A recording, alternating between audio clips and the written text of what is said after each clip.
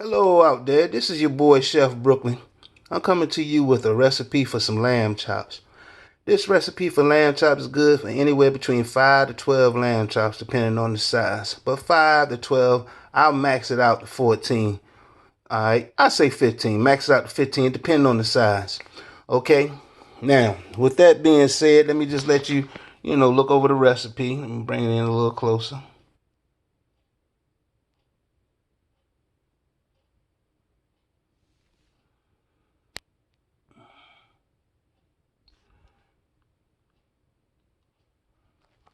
Okay, now let me get into this recipe. I'm sorry I had to write it first and foremost, but something's going on with my printer. But anyway, let's move forward. You're going to take your lamb chops, you're going to wash them with some cold water. And then after you finish washing with cold water, you're going to dry the excess water off your lamb chops, and you're going to place your lamb chops in a bowl. Now, make sure, like this little note said right here, okay, make sure that the bowl is big enough to hold the 5 to 15 lamb chops in, because you're going to come back with a marinade that's going to go in that bowl. Okay, now once you get your lamb chops in that bowl, get you a separate bowl. Now in this bowl, we're going to begin to make the marinade. Get 3 bottles of that Kraft Asian toasted sesame marinade. It don't have to be Kraft, it can be any other brand, as long as it's a good name brand. 15 ounces. Okay, that's the size of the bottle of Kraft Asian toasted sesame marinade that you want. Now, once you got those 3 bottles, open them up, pour it in that separate bowl. Then you're going to have to pour a half a cup of Merlot wine in the same bowl that you put the Asian toasted sesame marinade in.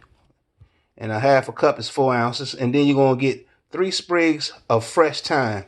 Now, those 3 sprigs of fresh thyme, I got rough cut next to it. A rough cut is when you place the 3 sprigs of thyme on a plate or a cutting board and you just chop it up. But the end result's supposed to look something similar to this right here. That's what we're going for. Now, once that is done, you add that thyme to the same bowl that you put the Asian toasted sesame marinade in the same bowl that you put the wine in. You mix that real good. You stir it up. Let everything mix well, very well. And after everything has been mixed well, take that marinade, you pour it over your lamb chops. Once you pour that marinade over your lamb chops, you put the bowl down, you put some gloves on. If you want to, you can get in there with your hands. Just mix it in there all together. Real good. Just toss it around there. But the key to it is, once you finish mixing everything up, make sure that your lamb chops be submerged under the marinade. Put a lid on, put it in the refrigerator, and let that marinate for 24 hours. After it marinate for 24 hours only, you can stretch it by 3 more hours, 27 hours max, but I stop at 24 because the seasoning is the seasoning is well throughout your meat, and you will taste that once the product's finished cooking. Okay, now this is the next day. You want to take the lamb chops out to marinate, but before you take the lamb chops out to marinate, set your stove to 350. That's 250, but we're going to set your stove to 350. Let your stove preheat. So now while your stove preheating up to 250, what we're going to do is take the lamb chops out that marinade, put them in another bowl, but save your marinade, right? Take them out, but save them. Now, once you save your marinade, what you're going to do is, excuse me for 1 minute.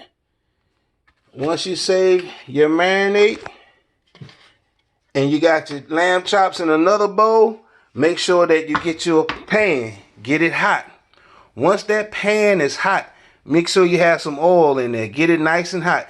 What we're going to do is place the marinated lamb chops in this pan and sear them on both sides. Get it a nice little brown, 30 seconds, 40 seconds, and then turn them over, or whatever brownish that you like. Then once you do that, you take your have a plate like this with napkins on it. Place your lamb chops on the plate, and then once you place your lamb chops on that plate, we're going to Take another paper towel.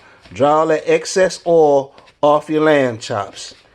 Because once you don't do that, you got oil, and then you go to cook them, you see oil and you marinate and all that stuff in there. It just don't look good. Basically look like, you know how when people cook spaghetti, you got grease with the marinade, the marinara sauce, the spaghetti sauce. It don't look good. But anyway, pat all, take, like I said again, sear your lamb chops. After you finish searing them on both sides, place them in a plate with a paper towel. Add another paper towel to the top. Press it down to draw off all the excess oil. Once that is done, you transfer those lamb chops to a nice baking pan. Make sure that the baking pan that you use is big enough to put all the lamb chops in. Okay, once you do that, you take 4 ounces of that reserve marinade and you put them in your lamb chops, on your lamb chops, or put enough of the reserve put enough of the marinating sauce that's left over. Just put enough in there where they can cover the lamb chops. You don't want to cover them all the way, but say like halfway. Once you do that, the next move is to cover your lamb chops with foil. Make sure the foil, which is aluminum, short for aluminum foil, is nice and tight and secure. No holes in it. Before you place your lamb chops in that oven, drop it down from 350 to 250, right?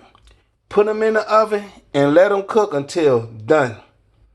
But you have to check your lamb chops. So anytime that you check them, I say 250, check them after being in there for an hour, check it on an hour. But when you pull the aluminum foil off the lamb chops, you have to put the aluminum foil back on the lamb chops nice and tight, because that's the key.